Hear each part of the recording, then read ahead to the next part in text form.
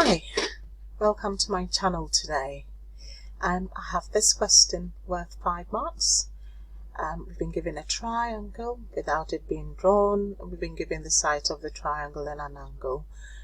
Where our task is to work out the value for x. Okay, now I would advise when you're given shape type questions, and in the case where you don't have a shape, it's helpful to give yourself a little sketch just so that visually it's appealing to solve. So I'm going to, this is not your best triangle. I'm going to use it for illustration purposes. Okay, so what do we have here? We have a triangle ABC. We've been given some specific information. So we've been given, if I'm to name it, ABC. So our AB is 5x, our BC is 3x minus 1, our AC is 2x add 5. Now, it doesn't matter for now where I put it. This is what matters, that the angle at B is 60 degrees, so it has to be an acute angle. Hence, I have that one. Okay, good. Now, what principle have you learned in the past that links the angle in a triangle to its sides? Do you recall principles like the sine rule, the cosine rule? Now, in this particular case, because we have one angle and 3 sides, helpful to choose the cosine rule. Now, what does the cosine rule say? What we know according to the cosine rule is if we have a squared is equal to b squared add c squared, take away, double the BC, and then cos of the angle opposite the A. Okay, now, so all we'll do is to substitute these values for the sides and then rearrange to proceed. What is our A? The A is always the side opposite the angle of choice. So in this case it's 60 degrees. So our A is going to be 2x add 5. So we have 2x add 5 squared will be equal to 5x. Please remember to use your brackets just so that when it comes to expanding, you know that you have to expand the whole bracket. So we have 3x minus 1, forgive me there, multiplying 5x, and then we have cos 60. Now, you're expected to know the value of cos 60, and that should be a half.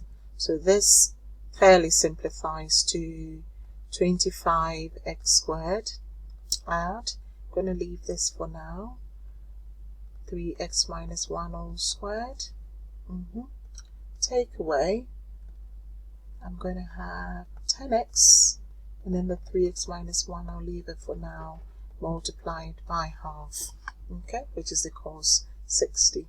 So the 2 will divide the 10. So what do I have now? It's getting smaller, so I can now expand my bracket. I have 25x squared add, shall we carefully simplify, expand this? We have 9x squared, or to have negative 3x twice, so minus 6x, and then negative 1 times negative 1 will give you plus 1. Okay, now you could do that expansion on the side just to verify for yourself. So what we have here is we have negative 5x multiplying 3x minus 1 in the bracket. So negative 5x times 3x will give us what? Negative 15x squared. And then the negative 5x times negative 1 will give us 5x positive. So then I can now write this as 25x squared add 9x squared minus 6x add 1 minus 15x squared add 5x. Now you can see like terms emerging. Shall we simplify them? So you have 25 add 9, 34. So 34 minus 15 will give us 19x squared. And then we have negative 6 add 5. We have negative x remaining. And then we have our 1 whole. Okay, not forgetting what we have on the left hand side. Shall we try and expand it? So that should give us 4x squared, 2 times 5, 10, plus 20x add 25. Now, because we have a quadratic equation emerging, we need to rearrange so we have everything equal to 0. Now, I'm going to subtract this from both sides, just so that I have less negatives in my question. So that goes. I'm going to have subtract 20x from both sides as well. So that goes. And then I'm going to subtract 25 from both sides. So my left hand side now has just a 0. And what do I have here? I have 15x squared, negative x, minus 20, minus 21x. And then I have plus 1, minus 25, I have minus 24. Lovely. Yes, 3, that's going to do this. So at this stage, we refer back to the question, and we notice that we are meant to write our answers to some number of significant figures. So that is a clue that we couldn't factorize this quadratic equation. So why don't we use our quadratic formula? Okay, so what do you know about the quadratic formula? That our x should be negative b plus or minus square root of b squared minus 4ac all over double the a. Okay, where this is our a, that is our b, and that is our c. So we're just going to have to substitute at this stage. So what do we have?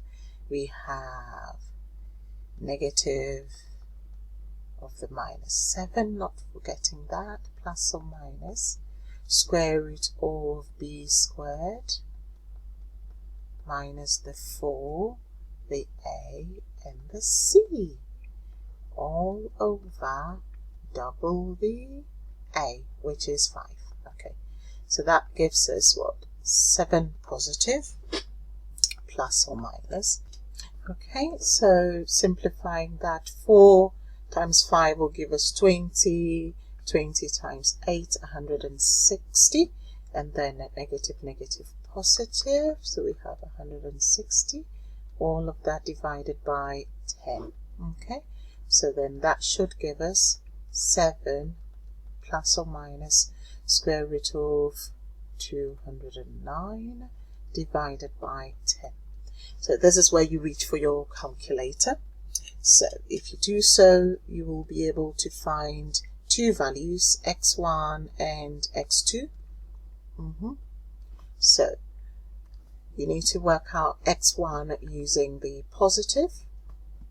So 7 add 209. You could as well just use negative. It doesn't really matter. You just make sure you use x1 and x2. So we have 7 minus square root of, we're running out of space. Now if you put these in your calculator, you should be getting your x1 to be 2.145 682,329, and then your x2, which we would end up rejecting. You'll see the reason why. We'll be getting 0, negative 0.74568, and so on. However, because we're dealing with lengths here, we will reject any negative values, and therefore this is the x that we will be choosing as our solution for that. So we need to write this to 3 significant figures. So we start counting from the front. So that is 1, 2, 3. Check the next digit. It's 5, so we're going to round up. So then your x then is 2.15. and then that's it, okay, for the 5 marks. So take a moment and go through this again. Pause it at any stage to make sure that you understand the principle being applied, and then thank you for watching. Don't forget to like my video. Thank you very much. Bye.